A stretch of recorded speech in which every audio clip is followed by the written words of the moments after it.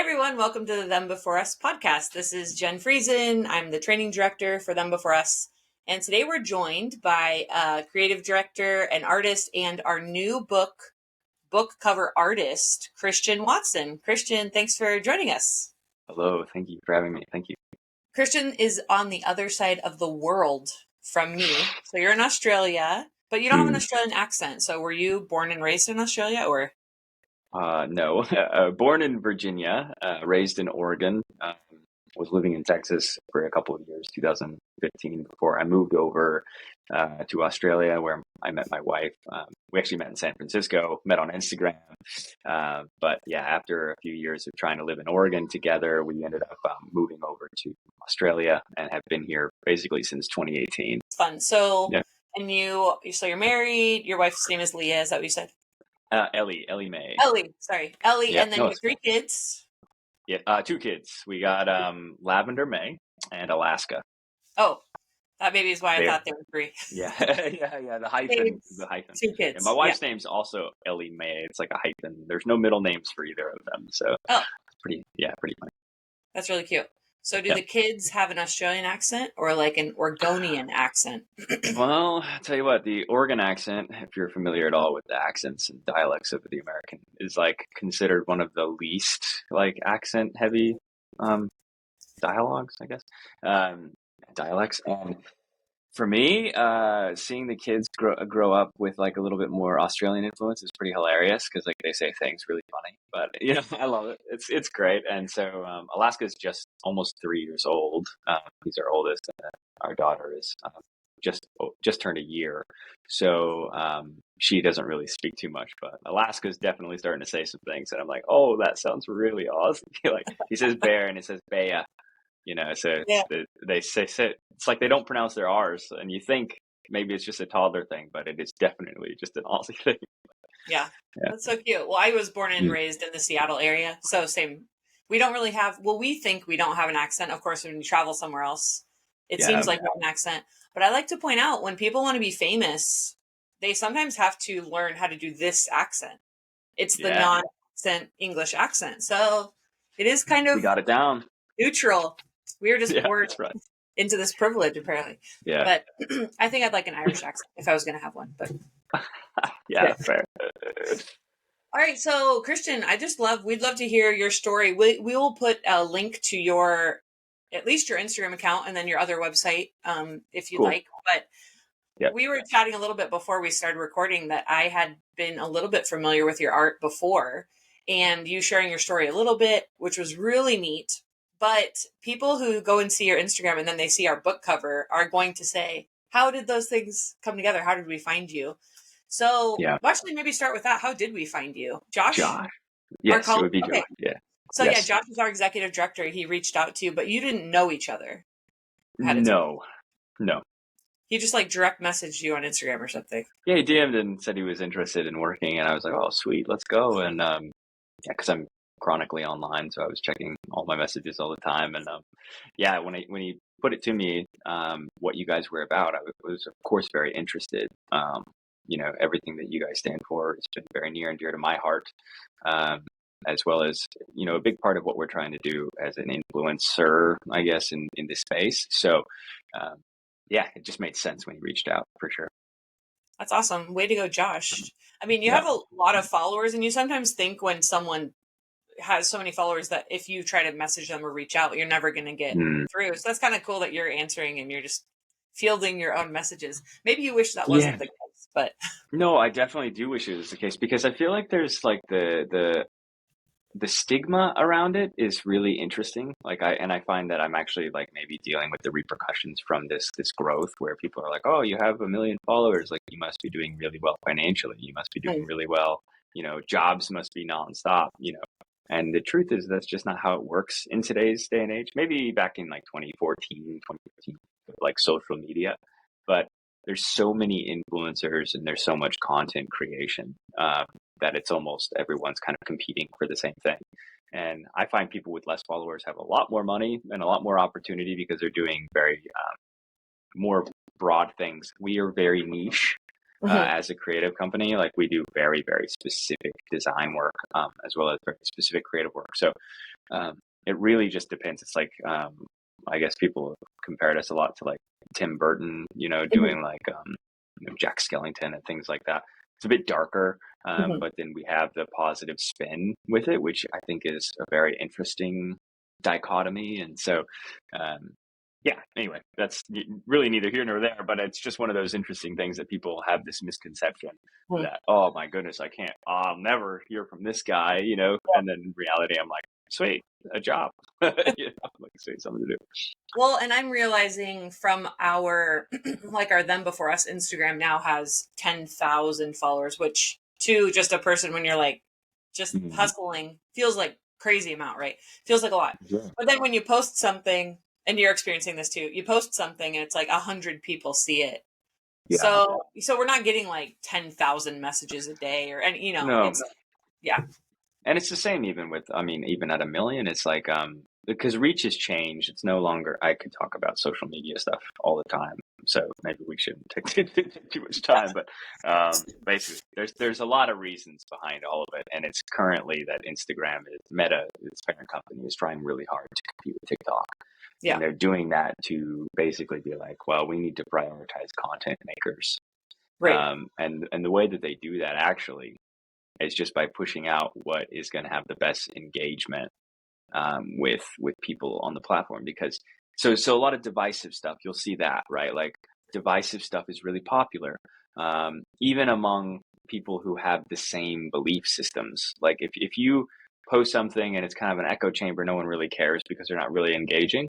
But if you post something that intentionally angers someone or has like a spelling error or is intentionally wrong, you get people who are calling you out to correct you. So it actually pays to be wrong, which Mm, is just a right. backwards way of society. But again, these companies, they're trying to capitalize on people being on the platform as long as they can.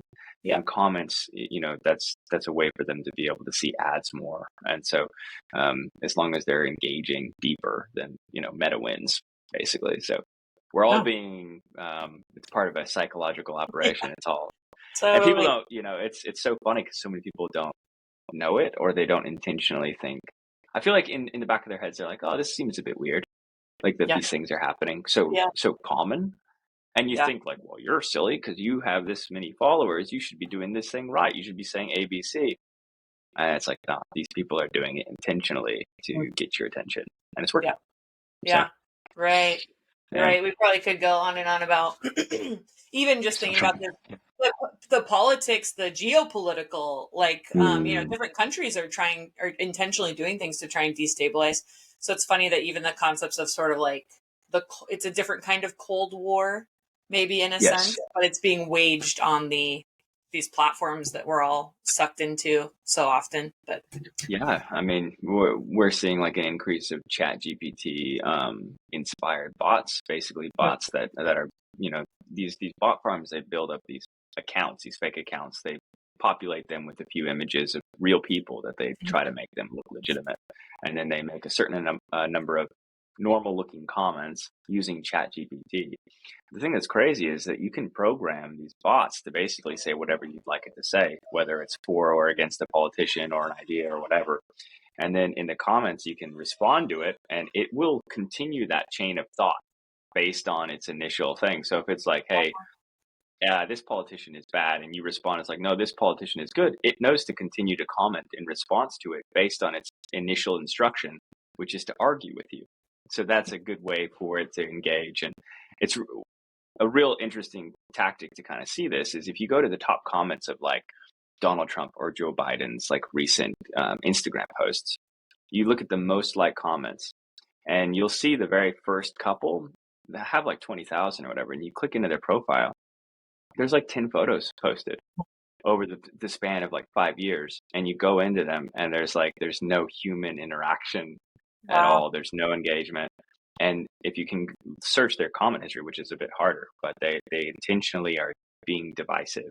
And you can say that that's coming from another country. Maybe it's coming from our own country. Maybe it's coming from the social media groups that are being paid, which we have history of. So as someone who's just doing art, and seeing the geopolitical impact of things like this, it's very intriguing because I look at myself and I'm like, well, it's obvious that it's happening to me on this small scale.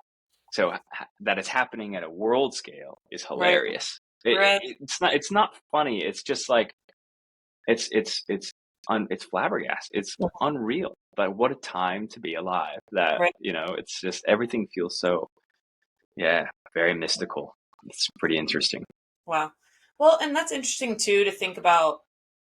We can transition a little bit. I'd love to start with just hearing your story, where you grew up, your Yeah. faith background and things. But I mean, the topics we talk about and that will come up a little bit are going to seem, quote, controversial maybe in some ways, right? And the things Hmm. that Russ is doing seem very controversial. So a lot of what we post maybe gets some of that interaction. So that is an interesting thing to keep in mind as people agree or disagree or engage in comments under posts. It's like, Yeah. are you talking to a real person? If you're not talking to a real person, maybe don't engage.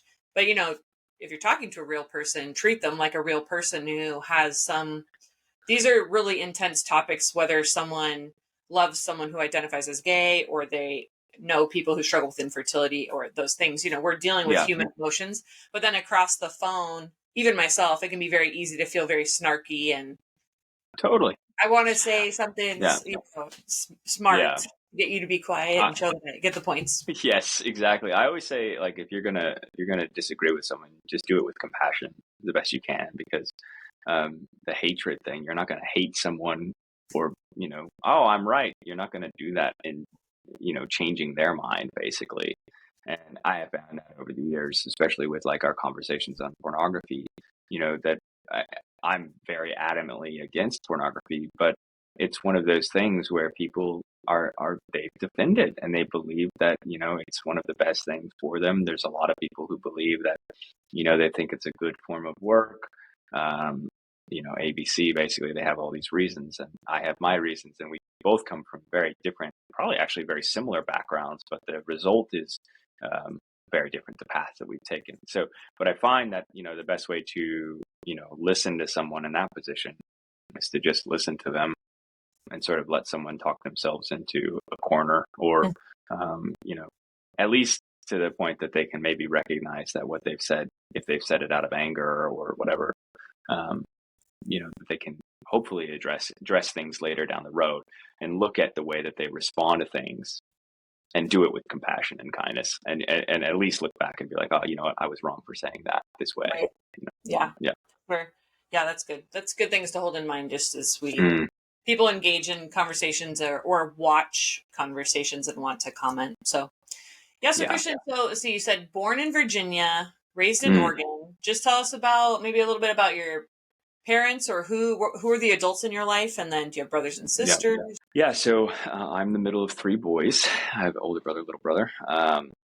And my parents, my mother and father, my dad was a Navy dude, was for about 20 years, most of his life, most of my life at least.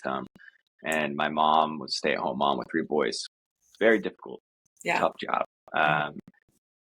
I had a pretty rough childhood. I love my parents. They're great people. I think they tried their best with what they had and what they knew how to do. I know that they both. It's funny, as a kid, you don't know what your parents have gone through, right? You don't think to yourself, "Hey, this is my parents' first time being alive as well." That's a really interesting way to look at it, and it's something that stuck with me ever since I was a teenager. But I didn't know that at the time. I didn't know what that fully meant. I understand it now a bit more now that I've got my own children and kind of continuing on the generations, I guess. But my parents had their own struggles, and so when I talk about the hardships I went through as a child, I think in the past they've kind of taken offense to it. Obviously, I mean it's hard because you feel like you did the best thing you could for your kids. Mhm. Um, then you see your kids be like, "Oh, it sucked," It's like, but it was tough. It was genuinely really hard. Um, my parents didn't know how to deal with things, and so they could be abusive in ways, emotionally, physically, and my older brother, who was probably went through his own form of abuse as a child, most definitely, that I know of, did, ended up sexually abusing myself and my little brother when I was a little kid. around 8 years old, and that lasted for a few years. And it's pretty common. In fact, a lot of people don't talk about it, but incestual abuse is, I think, the number one cause of abuse, sexual abuse in adolescence in America, especially. But I would imagine that would probably, echo throughout a lot of other countries in the world. Um, and when I told my parents, when I was about 14, my parents didn't really know how to respond. They didn't know what to do. At that time, my older brother was out of home and in the Navy, and I just thought to myself, well, I don't really know what to do here. So I feel like if I'm not being heard, and my parents don't know what to do, I just feel like maybe I have to leave. So I left my home. Actually, I got legally emancipated, and at 14, and moved in with my best friend's family, which was a few blocks away from my home, and basically lived out the remainder of my high school years in the care of another family. Wow. But that was good and bad.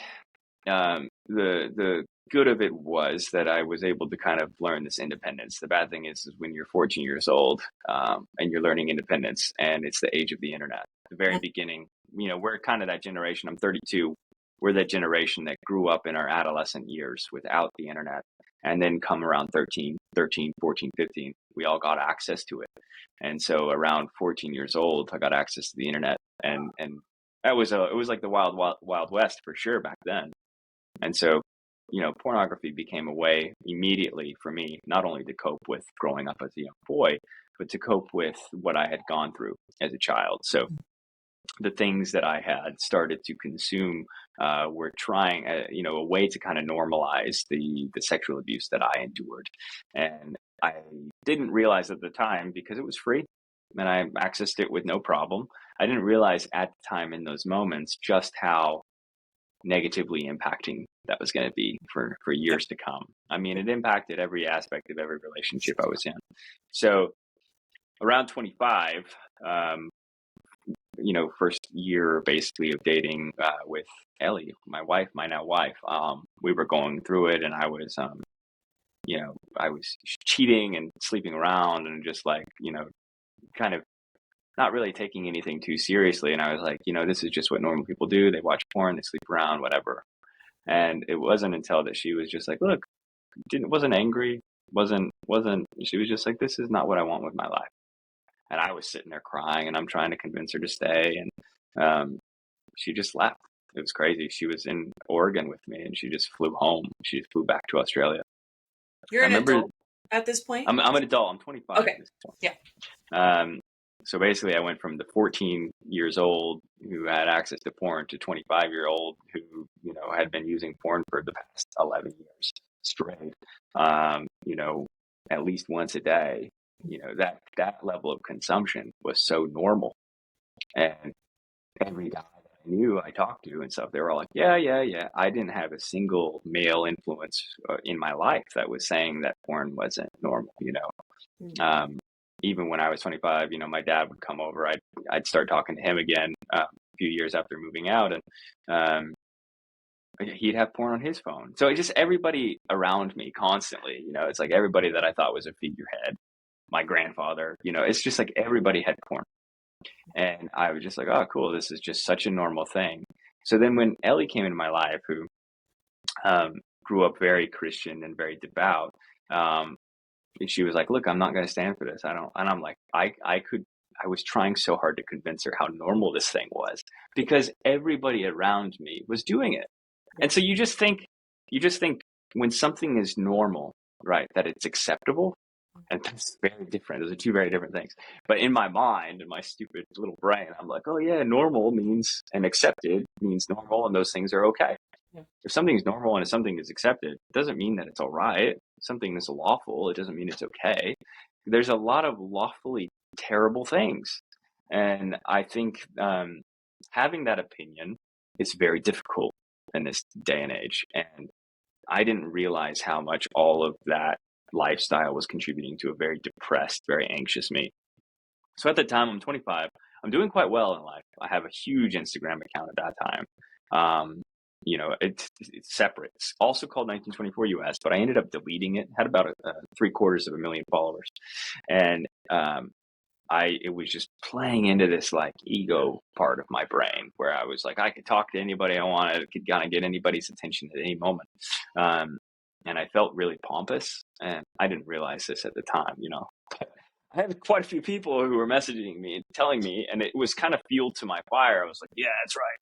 People hate me. And so, anyway, kind of the long story short of it is as soon as I realized after Ellie left that I was like, whoa, I need to confront myself. So I went to the doctor, I went to a psychiatrist, and the doctor is like, oh yeah, you're depressed and anxious. Here's some medicine. And I was like, whoa, I'm depressed, I'm anxious. These people are clinically telling me this. They've just given me a prescription after about 30 minutes of seeing me. Didn't ask me what my lifestyle was, what my habits were, anything like that. And so I get in the car and I call Ellie, and even though we're not together, she's still there as a friend for me. And I'm telling her, I'm like, look, like this is what the doctor said. And she's just like, she just hung up. And I'm sitting there angry because I'm like, look, like I'm trying to convince you that porn's normal. It's something everybody does. The reason I do it, the doctors are saying it's because I'm depressed and I'm anxious. And now that I have like this person who's of authority over me telling me that I have these problems, and you're not listening to me, you're not giving in to my hurt, you're not giving in to my validation for why I'm a jerk, basically. But man, let me tell you that just the quiet and the solitude of her knowing and her discernment was so powerful. It like ate away at me in a way like acid cleaning gunk off of like a countertop. It was incredible. And I just couldn't deal with my daily habits anymore. So I went to a church and had a really amazing experience where I felt radically changed and gave my life to Christ. And then I decided, you know, hey, I've got this influence. I want to use my skill and my talent for the betterment of other people and not just for myself. And up to that point, I just had been living so selfishly. And so now I'm trying really hard as a young man of 32, trying to be a positive influence for other young men to talk about these things and be like, guys, look, porn is not the way to go. I know that it feels like it's normal. I know that a lot of people think that it is normal. I know that a lot of influencers will tell you that it's okay to do it and that it's healthy and, you know, all of this stuff. I mean, it's in every culture, every part of our culture. But speaking out against it is not like trying to be prudish, which is a very interesting misconception as well. It's literally just like a mental health. It's like eating junk food. Mm-hmm. It's like if you eat junk food every day, it's like it's not going to be right. And I'm saying this as someone who's got a gluttony issue. I absolutely love overeating and I never take account for it. So porn was one of those things. Anyway, so when I stepped back from pornography and really leaned into my role, so to speak, as an adult, I decided I wanted to speak about these things. And at first I harbored a lot of anger and resentment towards like the people who hurt me, but I hadn't realized how many people I hurt. So I tried to go back and apologize to as many people as I could, in as genuine a way as I possibly could, because I felt like I had hurt people along the way in my life, as a result of, you know, my own habits and stuff. But then it was pretty amazing, like so many people who were so forgiving and kind and helped offer me advice. And that was really, really special. So now I'm really trying to do my part, hopefully moving the needle forward so that we can help other young men, especially. But we do know now, obviously, it's a lot of women. 60% of women in the United States under the age of 18 admit to using pornography at least once a week. So it's a pretty interesting statistic. It's based in like 2022, so I'm not sure if that's changed. But I do know that these things are becoming normalized on both sides, and people get really angry. And I understand why they get angry. It's like trying to take people think it's you trying to take away their freedom. Anyway, I'm talking a lot. That's a bit about my story. Yeah. And yeah, anyway, I could yeah. go on. I apologize. Thank you for sharing. Yeah, it's really important. That the thought of taking away people's freedom, I thought you were going to say it's like taking away people's security blanket. That's more what my brain went to right away, right? And kind of to your point, So many of us, we have everybody has all these different stories. I was raised in a Christian family. I've shared my story on our podcast earlier, but my parents had a difficult marriage, so I struggle with gender identity and same-sex attraction and some of those things. But it's like the struggling with things, we're looking for comfort in something. Sure. So for me, I'm looking for some friend that's going to be like my very best friend. You're going to like me the best, and getting really Mm. irritated when some fellow, 14-year-old isn't like filling the Doing mother that. wound I have, Yeah. like Yeah. nobody can handle it. You're just, and when you Yeah. put that on top of all our teen insecurities and all these things. So all of Yeah. us are looking for something to fill and fix us. And there's the more, people who are doing drugs and alcohol, and the really, Yeah. maybe high level, like to Christians, are like, whoa, those are really bad. But then the other, to your point, if I'm on my phone 8 hours a day and I'm just scrolling so I don't have to feel and deal with or I'm overeating, same, Yeah. I haven't seen a donut I don't want to eat. And Yes. Totally. yeah, Yeah. right. Yeah. So there's the functional, the okay things we're Mm. using as our spiritual crutches and our comfort. But, to the Christian, God is not okay with those either. So Yeah. it is a funny, the consequences of those might be different. Obviously, the Yeah. sexual and that brokenness, I think, is a lot, has really far reaching consequences. But we Totally. can't pretend that my addiction to whatever is okay. But that's the Yeah. really bad one, and so I Mm. really appreciate you sharing that. It's so Of important. So course. yeah, your feed is a lot of like, it's named 1924. So what is it Yeah. about? This is slightly different, but I'm just curious. No. Yeah. What is Yeah. it Yeah. about the 20s that was really that you've loved, I guess, aesthetically? Or you have a lot of like clothing and Yeah. actual things that are from the 20s, right? Yeah, so growing up, I was super into antiques, like probably around the age of 15, 16. I got really into like vintage stuff. I thought it was Mhm. super cool and started like a little Etsy shop that I was like running and selling like vintage stuff that I found at my local like St. Vincent Goods, Yeah. St. Vincent Paul's. And um, I thought that was really fun. And but what really interested me was at the time, even I was thinking like, man, like what's going to happen in 100 years? Like the things that we're making today, like these shirts at Walmart and these iPhones, like, are these going to be antiques? Like, I know they're going to be antiques at that time, but like, are they going to last? Are they going to have the same usability the way that things from back in the day did? So it started to dawn on me that the 20s, which is, obviously there's a lot wrong, 20s, 30s, 10s, anytime you go back to it, everything's imperfect, but it was the values with which I believe families stood for at the time. And it didn't matter where the families came from. It didn't matter their race, gender, background, any of that. They believed that the family values were so important and the work values were so important. So everything that they built up was incredible. And I'm not saying that there wasn't forms of abuse. We know that there was. There wasn't other issues that were going on. We know that there was. But people truly believed in at least doing the best they could for their fellow man. Mm. And nowadays, we're struggling to be like, hey, leave a nice comment on someone's profile when you disagree with them. People back then, like I'm sure when they disagreed, they would have gotten into scuffs. They would have been like something. But fighting the nuance of it is pretty funny. But if you look at the way that they manage themselves during hardships, it's incredible. And it's one of the things that we seldom often talk about because every movie kind of focuses on hardship. It's always glorified, dramatized craziness. But if you look at the result of it, the result is we still have products today that we can still use that are still valuable that come from that time.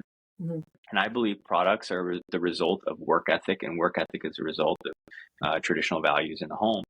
And I think that those things are incredible, and I wanted to reflect those in the work that I did. And so 1924 was this obscure year that was listed in a dictionary that my Anna had given to me. It was a little pocket dictionary, and it was from a husband to his wife, and it was dated 1924. And I was just like, that is such a cool. I don't know what it was. It stood out to me, and but the 20s and that kind of paired up. Just felt like, oh yeah, this makes sense to me. So I really want to be able to reflect those values that I believe are there in today's day and age. So even the products that we manufacture and make ourselves now are built with the same intention Like, I'm like, I don't want to make something that you're gonna like. We don't do seasonal releases like for our clothing or anything. We do lifetime releases, and we have 100% lifetime guarantee on all of the products we make in our shop. So if anything ever happens, like, we'll take care of it. And like I said, I don't make a lot of money. I'm not in it. I'm in it to survive, like families were. It's not trying to be like this massive e-commerce brand, which so many people want to do. They want to become like these, megalomaniacs. And fair enough, I understand the appeal of that, I think. But yeah, anyway, I just really think that the traditional values, which has been such a skewed term, which is so sad. Saying I'm a traditionalist, people are like, oh, here we go. And I'm like, oh, guys, Right. it's not that bad. It's not a bad thing to like want traditional values. I love people. I love everyone. I don't care. I do not care what background you have, or what you think, or where you come from. I see you as a person, and whether or not you do anything that I don't like is not going to change whether or not I see you as a person. But unfortunately, we've tied up our identities and our traumas, and so people get like real triggered when you don't agree with their lifestyle, because their lifestyle is now their identity. And people don't understand like the 7 layers of identity in trauma, and like what happens and who we are truly and our true selves. And it's like fight or flight. If someone comes up to you and is like, hey, you're not what you say you are, you're kind of like, whoa, oh, it's like, oh my goodness, you're attacking me. And it's Right. like, no, that's not true. It's like someone just is like, they see you differently. And if you're truly at peace and you're truly comfortable with who you are, whatever it is, whatever your beliefs are, then you don't need outside validation. That's what I think. Like, for anything, like, I don't need anybody's validation. You shouldn't. But anyway, I got off topic again. I'm sorry. I keep going. Which that's Anyway, definitely, I mean, if you're you have an online presence, you are opening yourselves up to a lot of critique. And so what you're yeah, describing seems like a pretty healthy mindset of, I remember I messaged an influencer who we have a little bit of a connection with our organization, because this person was really getting hammered for the things they were saying or doing. And I had heard, it was actually Megan Kelly, who's like a political person, said, yeah, I actually don't need anybody who doesn't know me cannot say anything about me. So if they say anything hmm, mean on her comments, she doesn't care, because in her mind she realizes they're only going off what they see on a screen. They actually yeah, don't know me. And totally. so it's kind of it can protect you mentally, because then you realize, well, you're accountable to your spouse and your parents to some extent, depending on your relationship, or your children, the people who love you and care about you and see you day to day. When they say, Yeah, hey, that was not okay, that there's a problem here, that's a little yeah, different. But you're saved from the comments, because you kind of realize strangers commenting to me on the internet actually doesn't, I don't need to get my yeah. riled I up. think it's a bit easier for us at this stage in our lives, a little older, a little more aware of social media, to be able to say that. But I think, especially for younger generations Yeah. growing up, you know, 9-year-olds on TikTok who, post a selfie and someone starts ripping into them. Mhm. It's a pretty brutal way to live your Yeah. life. And there's no, especially like if you're dealing with trauma in the home, you already don't have your parents there to Right. support you. Maybe they're your first bully, and then you've got this world now saying that you're ugly or whatever. You're like, oh my gosh, like there's nowhere for me to escape to without it. So then I think people easily turn to forms of abuse or self-abuse or drugs or whatever it is as a coping mechanism. Mhm. And so people have this skewed idea of what is morally good and bad, because like the person commenting a hate thing is just doing it to pass the time. They don't necessarily mean it. If they were here in person, I guarantee you they're not going to say that, whatever it is mean that they're saying. But as a kid, as a young person, you don't understand the influence the negativity has on your life. So I think it's great for us and people to be like, yeah, we definitely are not affected, but we need more of that. Mhm. But hopefully we can influence people to be like, guys, don't be bothered by this. Be motivated by it, because these people are just like trying to. They don't mean anything. Like, and they don't mean what they're saying. Yeah. Yeah. Well, as you were sharing just about, well, I loved what you were saying about the idea of people were building things to last. We think of that too with the cathedrals in Europe that people put their entire life into, and they never got to see it completed. but they were doing this beautiful work that got covered up by the next layer of work. They thought it was I, going to be there later, I you know? it's so crazy. I was just saying this, that this mindset radically changed my life when I was in Italy 3 years ago. Ellie, my wife, and I went, and we were looking at this massive cathedral in this little town.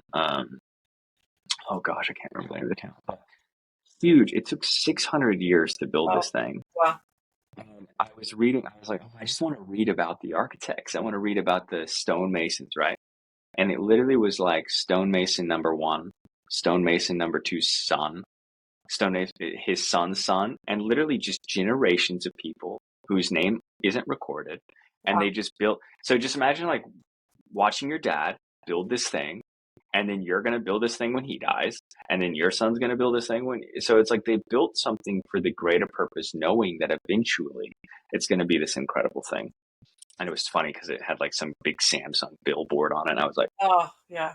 I was like, okay, but it's just it blows my mind that nowadays, literally, the comparative, right, is I'm an artist and I like to think that I work hard on things, but I spend 4 hours on a piece of content for a day to post it to Instagram, and I think about this all the time. If I spent 7 years of my life, which would be nothing in comparison to these people, 7 years working on a single piece of artwork, and that was my dedication.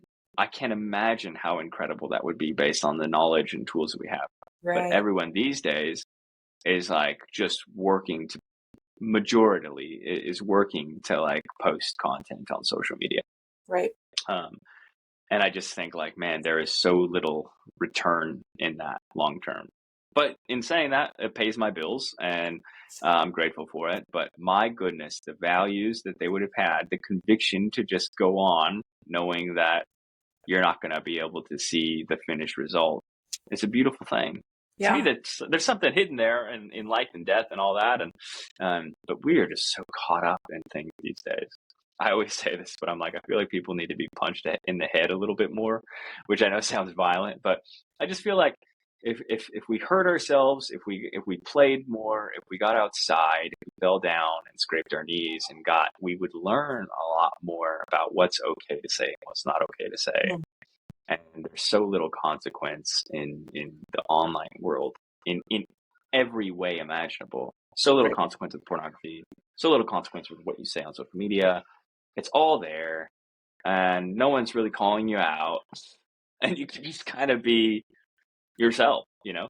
The only calling out that I see really take place is cancel culture, which someone said to me, it's not cancel culture, it's accountability culture, which I agree with to an extent. I think there definitely is a form of that. And I think we need more of it. I think we need more accountability, and it needs to happen before bad things take place. It needs to be that we're setting examples for the long term. Sorry, I keep going on a lot of tangents, but No, it's I'm good. just I don't talk much. I'm in my studio by myself, so it's Yeah. good when No. I finally get to go off a little bit. Yeah. I'm like sending emails by myself unless I'm Yeah, doing a podcast going. So this is fun. yeah. Oh, Well, good. Yeah. I was thinking too, what do you think just about Christian creatives and like the need for more Christians to be producing really great art? Because that's been definitely a thing from the 80s, Mm. 90s is, well, so I was, maybe your wife felt this a little bit. I'm 36. And so in the like early 2000s, it was like every kind of band that's popular, there's kind of a Christian counterfeit. Toby Mac. If there's a Yeah, yeah, five five guy boy band and sync, there's a Christian version called Plus One, and then the joke yeah, is they went -2 because then there's three of them. But so yeah. Christian joke, but or the like Jesus. There's like Reese's Pieces, but then they would do the Reese's Pieces branding, and it said Jesus Mm. something. It was Okay. like every kind of art and music seemed like, and again, this is to my teen mind, it was like Yeah. a copy of something popular Totally. culture was doing, and it wasn't that good, and it felt counterfeit. And I think it feels like there's been a bit of a resurgence in some like I think really so. great films and good art and the Yes. need for good art. So where do you see, like, what's the state, I guess, of like Christian art, do you think, and what can we do about it? How can we buy I love tickets? this question. Yeah. I love this question. And it's a big part of why I take on a lot of jobs like this and why I get so excited, like doing the cover for them before us for your guys' new book. And what excites me is you're exactly right. There's so little good art and so little good marketing. And I always say that, the devil has the biggest budget because they've got like all of these massive corporations that don't have the moral fortitude. And I'm not one of those people who believes that the only moral good can come from Christianity. I'm also not the person that believes that, you have to be a Christian to appreciate Christian art, or you have to be an atheist to appreciate atheist art. It's sort of like anything. You can be an appreciation of everything and not worship it, and not, because I feel like people get so tied up in these nuances. But for me, as an artist, I see, like you said, like a lot of people who, aren't really necessarily producing original Christian artwork, Christian, being like faith-based work. And if they are, it's kind of like, I don't know, it's like kind of low grade.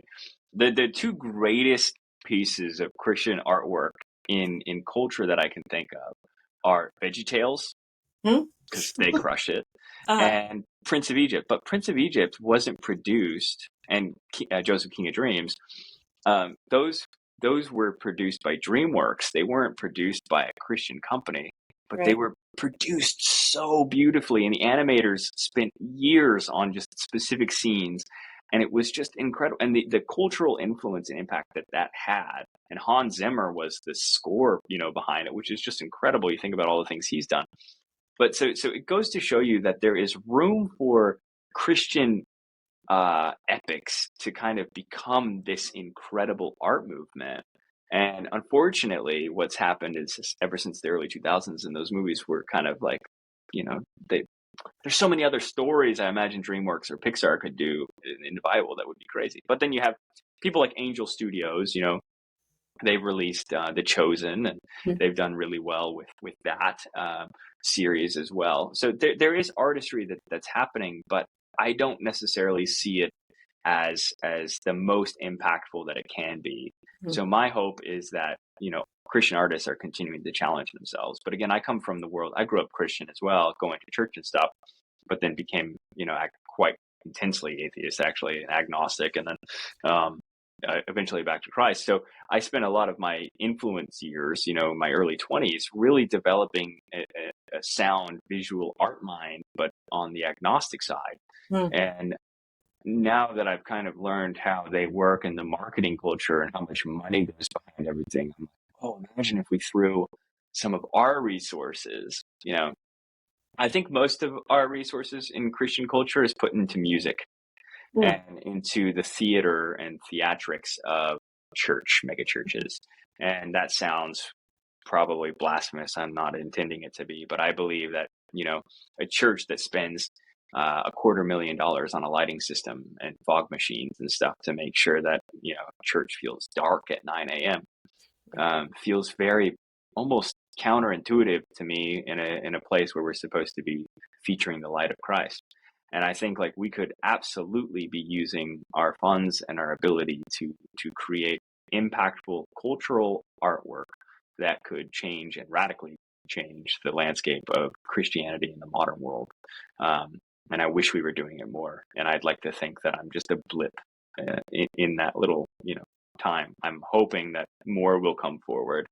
But I will say, being part of a design group called Design Underground, which is Mhm. like a whole bunch of more conservative leaning artists and designers who don't really publicly speak out about their beliefs because it's not really accepted, especially in the graphic design community, where most people who are able to speak out are left leaning, and they can berate politicians they don't like, mostly conservative choices, but the right leaning, if they were to do that, they would lose a myriad of clientele.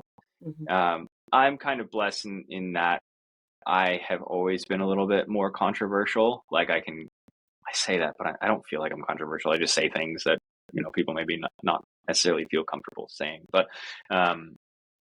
yeah, I wish more artists felt like they had a safe place to say what they believe without it being considered a form of hate speech.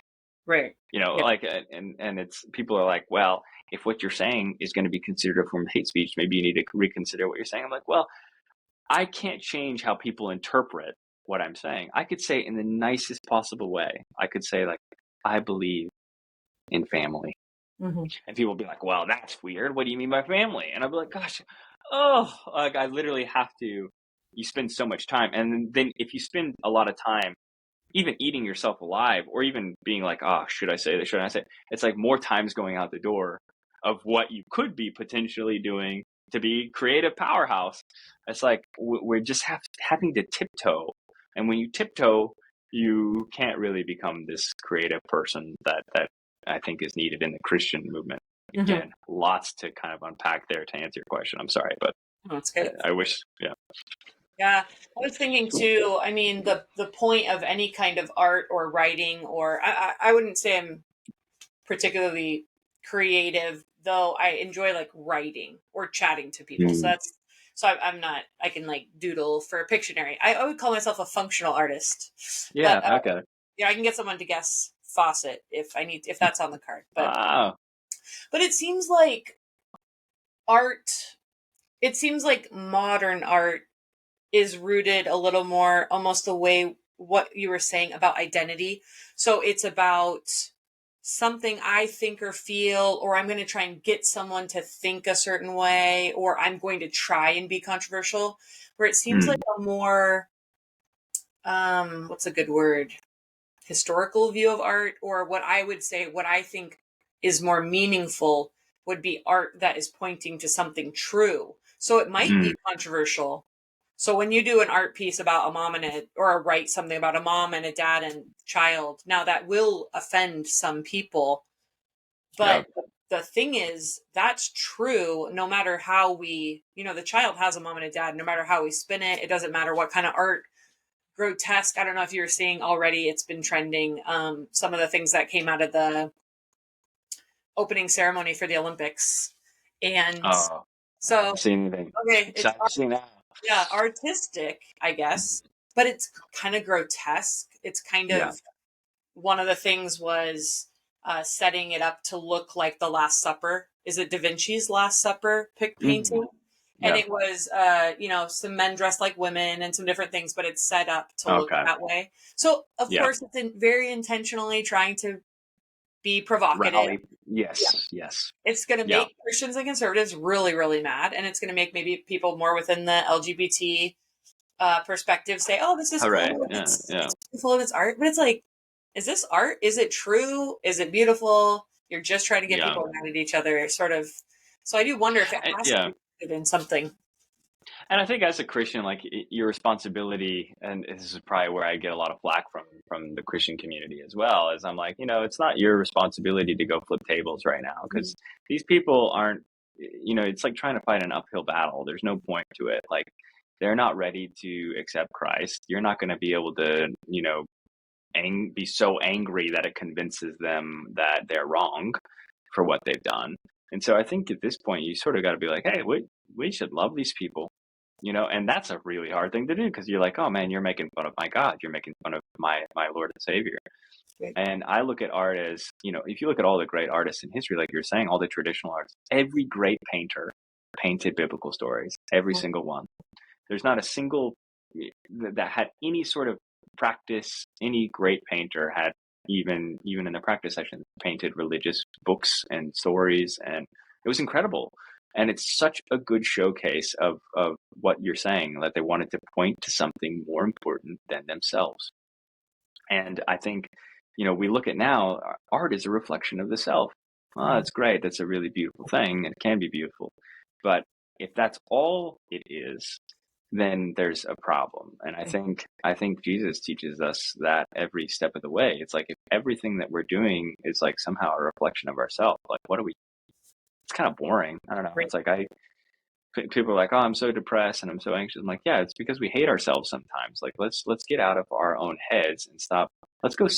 If you're feeling like anxious and depressed and stuff like that, I would say go run a charity. Go help someone for a little bit. Go do something that's so different to the mode that you're in. And it's the same with art. Is like, we can be so impactful if we just step back from the craziness of it all. I know it's so easy to get caught up and be like, oh, we gotta match this energy of the left, and we gotta be, all this stuff. But I'm like, I think the best way that we can possibly like really radically change things is to do what Jesus did, And someone the other day, it was so funny. I was like, oh, are you right? I did a poll in my Instagram stories. I was like, oh, are you right leaning or left leaning or centrist? And it was 30, 30, 30. So I was like, all right, cool. So I've got like a pretty good, there's like 20,000 responses. I was like, okay, so it's a pretty good little set. And I had this Christian woman message me, and she was like, well, I'm on the side Jesus would be on. And I was like, okay, well, what side would that be? And then she was like, well, he certainly wouldn't be a centrist. And I was like, oh, so he'd be right? She's like, no. Oh, he'd be left? Oh, no. So Oh, I don't know what politically, yeah. but I think really it's about our ability to be as Jesus was, as best we can as Christians, which is to reflect that love. I am not perfect at this. I also get caught up in the heat of the moment. I have a bad day and I want to argue with someone. I'm very good at arguing. I love it. It's a stupid trait, but I do it. And so, pulling this back to art, I just feel like there's so much potential and so much of our time gets wasted, in doing exactly what controversial art wants us to do, which is to divide us. It wants the right to be angry, and it wants the left to feel vindicated. And honestly, as Christians and as church people, we have to ask ourselves, why is that? What made this happen? These people are not just doing this because the world is fallen and the devil is getting a foothold in atheists. Right. It is a lot of our church. It is a lot of our issues, like in the Christian community and in the Christian influencer culture, that we have absolutely deterred people and we've hurt them. And instead of taking accountability, and it's the same like with my parents, I love them. We can love the church, and we can also recognize that the church is not perfect, at least not at this stage. The church is never going to be perfect, but let's at least take accountability and see like, hey, here are the issues, because these people are crying out. That's all I see. Mm-hmm. Both of my brothers, who I know endured sexual abuse as children, are both, my little brother's gay and my older brother's bisexual. And, in the times that we have had conversations, they are so adamant that they are who they are, and that's fine. Like, but they think that my perspective on it all is like kind of archaic, old school. And I understand that. I can understand where that comes from, I can understand their hurt. And mostly, I think that's what I think we all know people who are struggling with identity in some way. And I'd say a big common denominator among that is like a deep rooted hurt. And Christians have it too. And I think instead of us talking about it openly, they become these crazy trending topic points that we kind of bleed out into like our other little daily activities. And it makes me sad, because I'm like, man, these people who are saying, I think you guys should die, Christians suck. I feel like if we could just sit down with them and be like, hey man, I'm really sorry for what happened to you, whatever it is, like, and vice versa. I'm sure that, and I know that there are people, basically what I'm saying is there's more nuance to all these things than the black and white with which we see it, especially through the lens of social media. Mm-hmm. But I wish that we, in those moments where we feel heated, we could kind of immediately revert back and be like, oh, we got to remember why we're here. Like, because it takes some time. Anyway, it's a very long-winded, but I'm just happy for a platform to kind of share this opinion. No, it's great. I love it. When you shared about the poll you did, and the lady's like, Jesus would have been on my side or this side. And there's bumper stickers in American politics on both, like Jesus would be a Republican or Jesus would be a liberal or whatever. Yeah. And there's a story I just verified, because I was like, where is it found? But it's in Joshua 5, where I think Joshua's about to go against Jericho. And all of a sudden there's this, it's an angel, or it's a Christophany, where like it's maybe a Christ appearance in the Old Testament. But Joshua goes up to him and says, are you on our side or the enemy's side? And the figure says, no, I'm on commander. Awesome. I'm the commander of the Lord's army.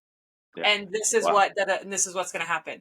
And I kind of feel like Jesus is a little bit like, the question is, are you on my side, meaning Jesus' side, or are you not? It's not Really. a Jesus would be my political party or my political party, or he would be Yeah. okay with what I do. It's like, no, if he's your Lord and Savior, am I on his team or am I Yeah. opposed to him? Is really feels like the larger question. And do we act like Totally. him is the Yes. largest question of all, right? Yeah. People don't realize that Christian literally means to follow Christ. Like Mhm. that is the meaning of the word. Right. And I thank you, Mom, for naming me that. It's a cool name. Mhm. Um, but I also think like people don't realize like the Pharisees were like the most religiously law studied people. Yeah. They knew so much about religious law. It was incredible. Like it would trump anybody who has any Christian knowledge today, I'm sure. But it's just one of those things that people look at and they're like, oh, bad people killed Jesus. I'm like, but it was people who believed in God. Hmm. And we need to understand that in today's world, the way that we approach things is so right or left. And it's not the way, in my opinion, that Christ would ever be. And I feel like if you were, and the problem with that, of course, right, ends up being that you're going to upset both people on both sides. You're going to Sure. upset the left and the right by being more in the center or being more, I guess, un uninvolved in like you said, talking these points. And you're Yeah. right, it's above us. And so many people are like, well, that seems a bit new agey. I'm like, really? I just feel like Jesus was an awesome dude.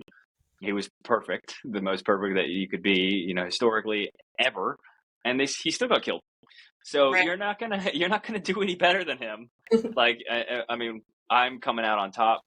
I'll be 33 next year, so I'm almost there, up there with him. And if I can survive that, it's like I've got one more year on him. So um, I think what we just get so caught up in is just the silliness of the black and white, and unfortunately we're at that point because the pendulum swings so hard to the right or left, and we see like, whoa, it's really crazy right now.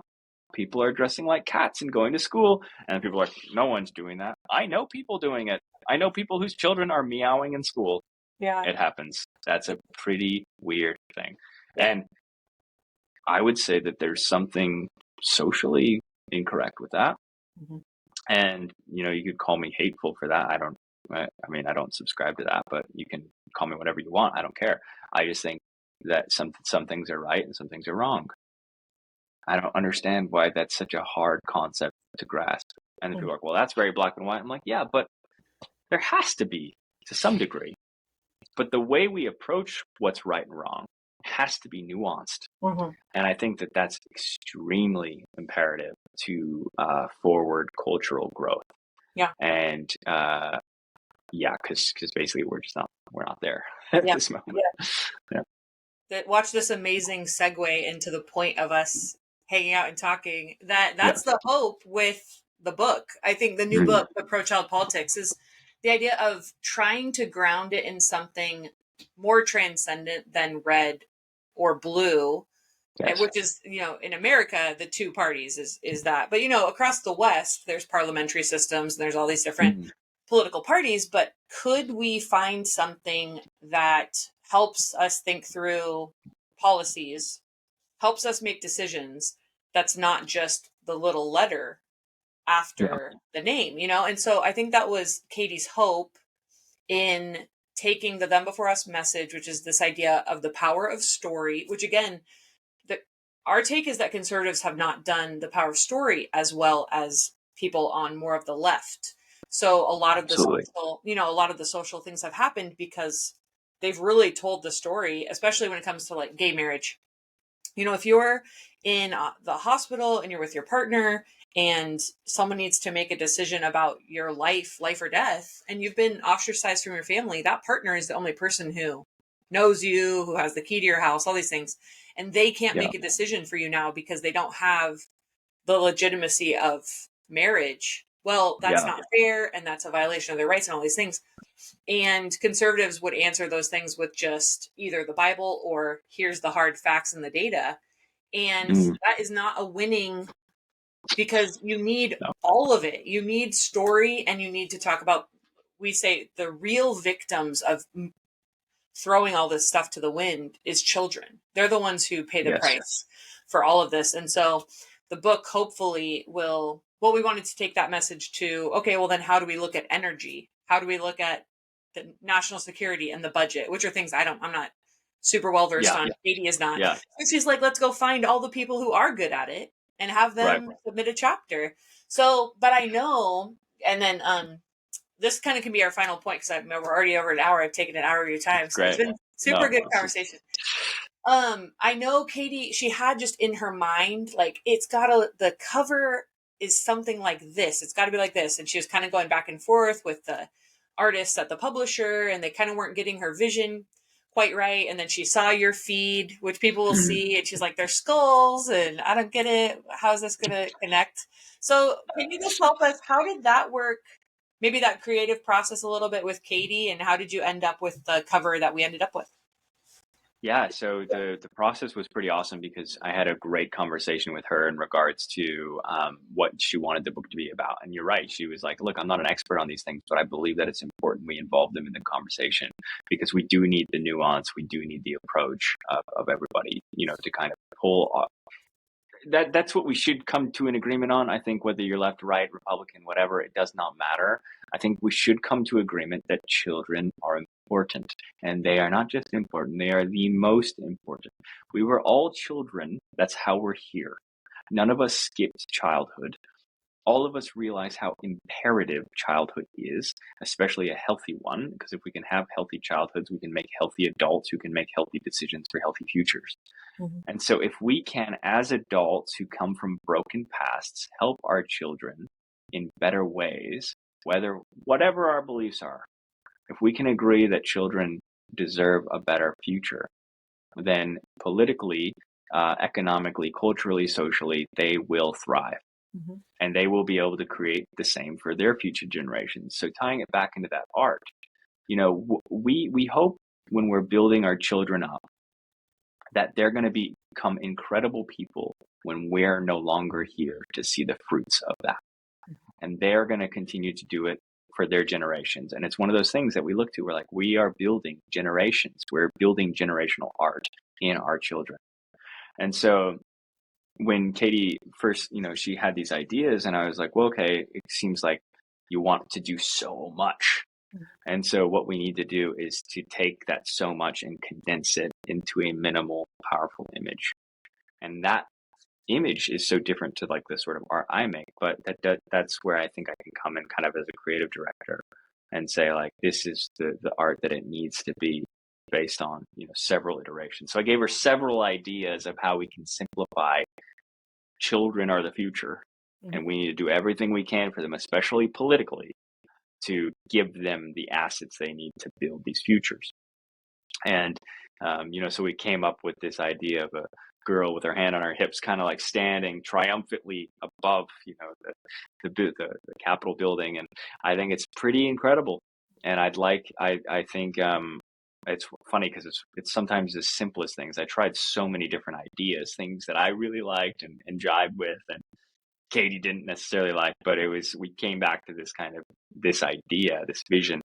And I think ultimately it's that, the children are our top priority, and they should be our top priority. And I think we all kind of agree with that, even if people don't like kids, even if people don't want children themselves, even if people think that a childless future is a great one, whatever. I think we still understand that like the future is going to happen without us. There's no way you can, I don't know, maybe people now are coming to the conclusion that biologically that can take place. But I feel like humanity, we all have this inherent belief and understanding that it's going to continue on without us. And that comes in the form of children. And obviously there's like this whole idea of bioorganics and AI now. But I don't believe that you can strip humanity of its humanity, So I think ultimately we're going to continue. And if we can do everything we can, like what Katie is saying, to build that up, that to me is the most powerful thing we can do. And so that's what we tried really hard as a studio to help kind of visualize in a simple way. I really wanted someone to be able to hold this book and be like, I'm pro-child. Yeah. I love it. I absolutely love that book title. It's so good. Yes. Yeah. Yeah. Yeah, it's so good. I think my first look, I hadn't heard any of that conversation or known even that much about what she was looking for. But one of my colleagues shared the cover, and I was like, "Oh, I like it for this reason, that reason. I like the Mm. color. I like the girl. She looks kind of like triumphant or something." So Yeah. I actually did pinpoint exactly that feeling and emotion without Yeah. having a backstory, which is great. So, and I'll make sure with the camera magic trickery too, you guys will be able to see the cover as Oh we're yeah, yeah, yeah, yeah. It's true. It's one of those things too. Like I feel like we see so many instances, especially from the right, where we're like, children are under attack, so we just see pictures of sad children all the yeah, time. right. It's just sad children. It's like kind of like not really the most inspiring thing. It's sort of like I feel like even tying back to that art direction, the left liberals, whatever you want to call them, they kind of have that artistic freedom because they're not necessarily under attack. Mm, They can kind of just do their things, whereas like the right, Republicans, whatever you want to call them, always kind of are on the defense. mhm. They're always kind of like having to defend their values and like, oh gosh, our children are under attack and this is what's happening. And so then you see pictures and websites and you got sad kids and you're like, like I wonder if we were to just reframe it and be like, whoa, let's put a positive spin on this. I think that the marketing would ultimately change Yeah, drastically. My children, who have hard days and tantrums and all that, are 99% happy. And it's incredible to see their joy. That's what we live for as parents. And um, that I feel like if I'm on the left and I see like the Republicans and right always posting like sad, scared children and you're sort of like, oh gosh, this doesn't really inspire me to want to have kids. It's sort of like these guys are always on the defense, which means if children's hard for them, children's gonna be hard for me because I already don't want kids on the left. right. It's like so. Huh, I feel like we're not really inspiring a future to have children. And unfortunately, we live in a time too with social media where it's like I don't want to share my kids on social media, so I can't share right, their happy moments that would inspire people to have children. Because we don't have that village concept anymore because most people are indoors. Thank you, mhm, COVID. mhm. Most people aren't like really, interacting with each other. Thank you, social media. Yeah, So it's just one of those things where it's like, wow, our only vision of children now is a lot of it's online and a lot of it is negative. yeah, A lot of it. right, So it kind of sucks. It's like, oh, you got to protect your children. You can't afford your children. People are struggling. Everyone's losing. It's sort of right, like, wow, it's just pretty grim. And then I think about like, I don't think Jesus ever painted a picture of life like that. right, Just like I always feel like it's a pretty right, positive thing. It's right, pretty beautiful. I always think about how like he was like healing the soldier's ear and was like, hey, no, we're not gonna use our weapons here. It's like, but dude, this is like, what cause could we possibly fight for that's greater than protecting your life? And he's right. like, I'm gonna go die. Yeah, Like, right. what a legend.